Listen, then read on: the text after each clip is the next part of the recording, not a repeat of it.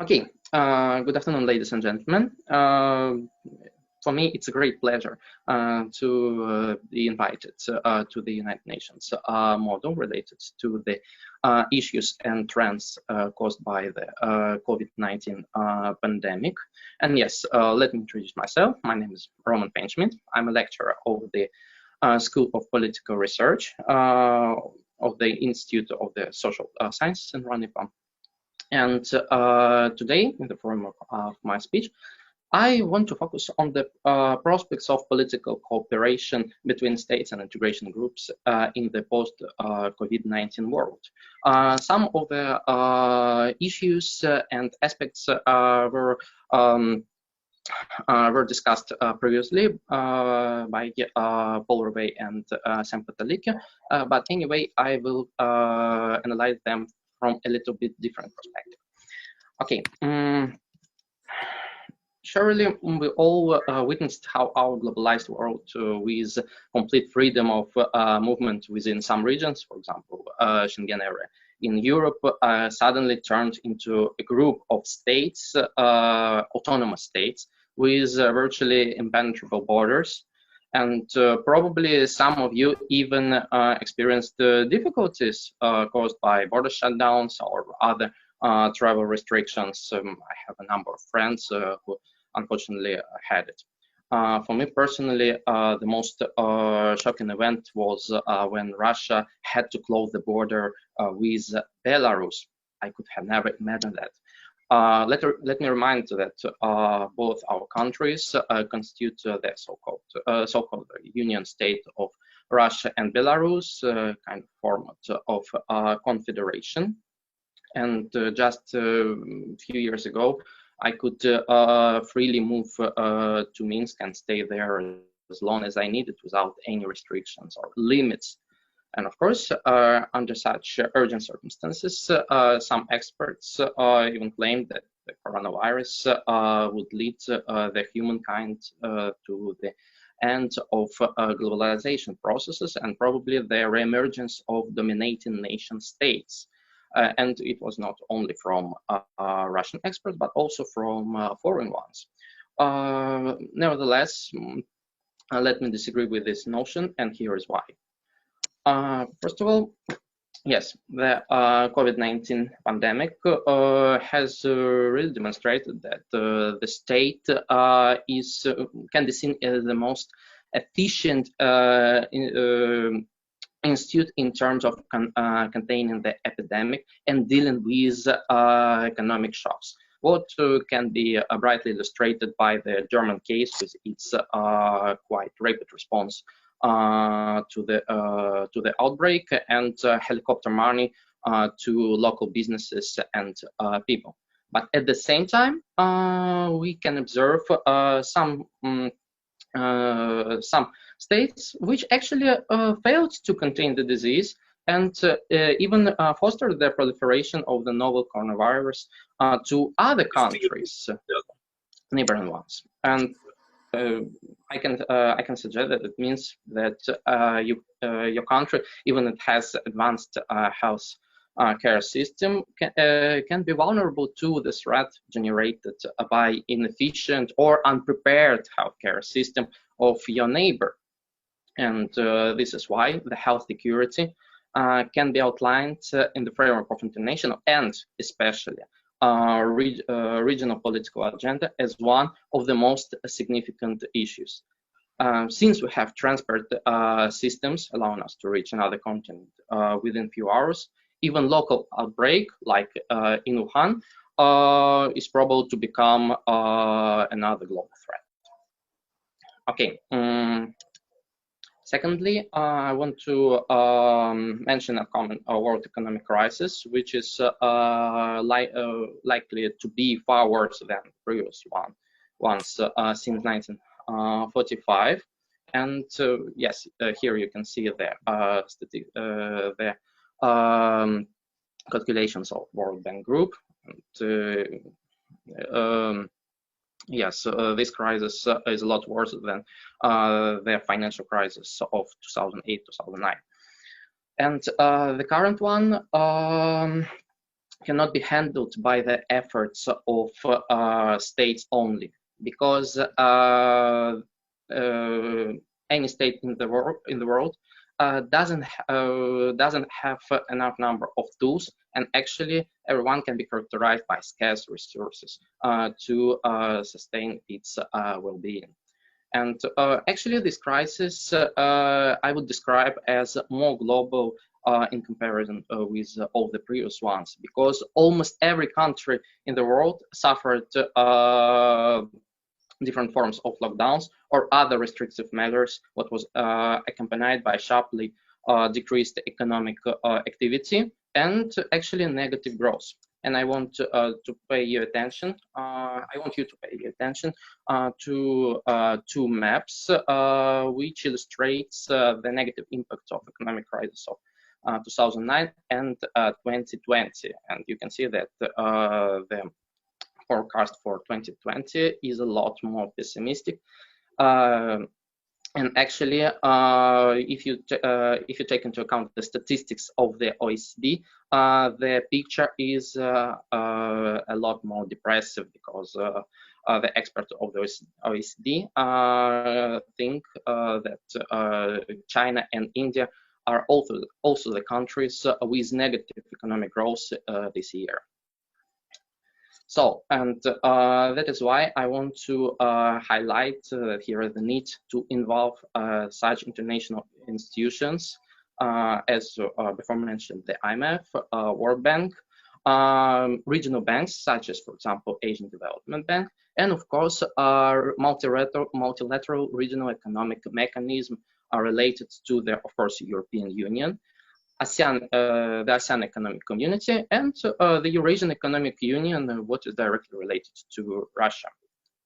Oh, and the last point which I want to mention is related to the region of my specialization. It's Asia Pacific, and it seems that the epicenter of political transformations is likely to shift to this region, in which the processes of bipolarization started long before the pandemic, what can be illustrated by the trade war. But in the post-COVID-19 world, these trends can get drastically accelerated, because colliding interests of two superpowers and their allies can lead to both issues.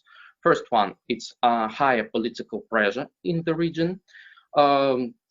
What can be demonstrated by the rise in xenophobia in some Southeast Asian states, for example, and relocation of businesses to other states, first of all, Thailand, Malaysia, Vietnam, and at less degree, India, Indonesia, and other countries of the Asia-Pacific region, primarily Southeast Asia. And even during the pandemic, the Japanese government decided to subsidize the relocation of Japanese-owned factories from China to Japan and other Asian states, except from China, of course. And in the light of rising tension, of course, there is a demand for a third party, which can be represented by ASEAN-centric institutions and dialogue platforms like East Asia Summit or ASEAN Regional Forum, because these platforms can serve as mediators between conflicting views and interests of China and the United States. And at the same time, thanks to this institution, the economic integration and, at less degree, political integration can get strengthened within the region of Southeast Asia, what can lead to emergence of a new regional and probably global player. And to conclude, I want to highlight that the globalization is not likely to be ended, at least soon, since the potential and power of any state in the world does not seem to be enough for solving issues of global character. Of course, in the nearest future, 2 to 5 years, the political cooperation will actively embrace the agenda consistent of provision of health security and recurring economic activity. Surely, the role of a state has increased radically, since the state has tools and instruments for tactic actions, especially within its territory. But due to complexity of world economy and high degree of mutual interdependence, not only in economic sphere, but also in other ones, the role of global and regional institutions and groups can be significantly enhanced, taking into account their ability to coordinate resources, detect weak spots and areas, and of course promote unification using the best practices and achievements. And for Asia Pacific region, the ASEAN-centric platform, I would say the symbol of Asian regionalism, can also become a mechanism guaranteeing stability and mediation in the light of superpower contradictions. Actually, that's all for my today's report. And now I would like to move on to the questions which you are likely to discuss in the second part. So, and first question is related to the United Nations, which I decided not to include into my report intentionally. So, how should the United Nations take part in providing social stability and economic recovery after the pandemic? It's the first question. The second question, what are the factors which can hinder regional integration processes after the outbreak? Very interesting question. I think that there should be a lot of assumptions and opinions during the discussion. The third question, could tourist and migration flows, probably you can also include refugee flows as well, completely disappear in the post-COVID-19 world? The fourth question, how could you describe the globalization processes after the end of COVID-19 related restrictions? Is the globalization going to keep the same pace, or it's going to have another form or some other characteristics?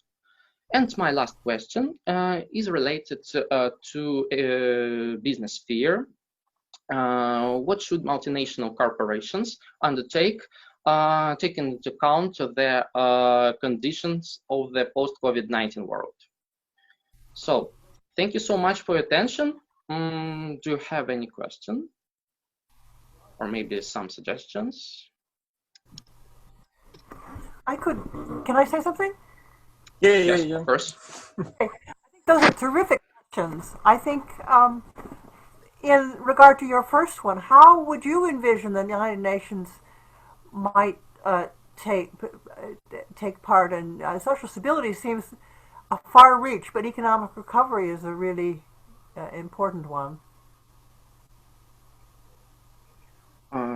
Yes, I can agree. I can completely agree with you that the issue of economic recovery is quite serious for every state in the world, and I think that United Nations, of course, can use. First of all, it should turn to information campaigns.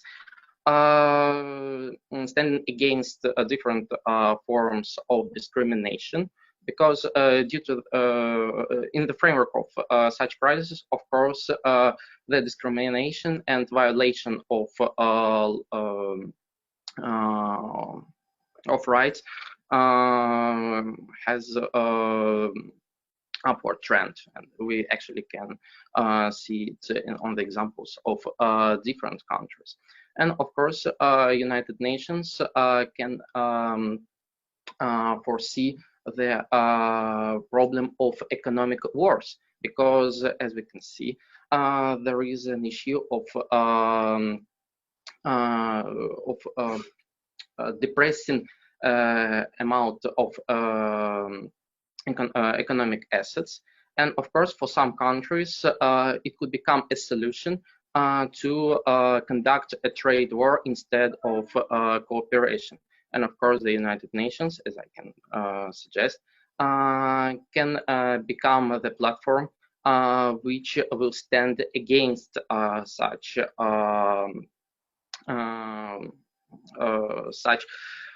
forms of economic activity.